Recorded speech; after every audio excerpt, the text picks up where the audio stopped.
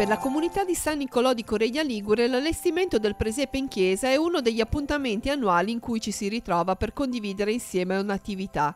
Il comune è uno dei più piccoli della Fontana Buona, circa 300 abitanti, suddivisi tra 3 parrocchie: De Zerega, Canevare e Coreglia. Il momento del presepe è sicuramente uno, e poi abbiamo la grande festa di Sant'Antonio in estate che ci impegna un po' tutta la comunità, i ragazzi, i giovani, in maniera abbastanza seria.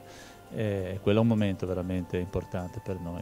Quest'anno il tema scelto ha preso spunto dalla stagione olivicola, particolarmente ricca ed abbondante anche in vallata. In primo piano è stata posta una pianta d'ulivo, mentre la natività è stata ambientata sui ruderi di un antico frantoio. L'importante, a mio modo di vedere, è far sì che il valore del Natale, la voce che c'è un presepe da venire a Coreglia a vedere, credo sia quello il messaggio importante che deve passare anche tramite gli organizzatori del concorso. Ne approfitto anche per ringraziare chi si dà da fare perché questo concorso riesca ad andare avanti ormai da tanti anni, anche con qualche momento di fatica, ma voglio dire, persone come Renato Lagomarsino, come la Marisa Bacigalupo, come il Gal, come tutti i collaboratori, credo che siano importanti e sia importante che continuino a impegnarsi in quest'ottica anche. A coronamento delle festività la chiesa di San Nicolò ospiterà un concerto natalizio alla vigilia dell'Epifania venerdì 5 gennaio alle 20:45 con l'esibizione di Luigi Colombini, sax soprano, e Guido Ferrari che suonerà l'organo recentemente restaurato. Questo strumento del 1700 molto pregiato e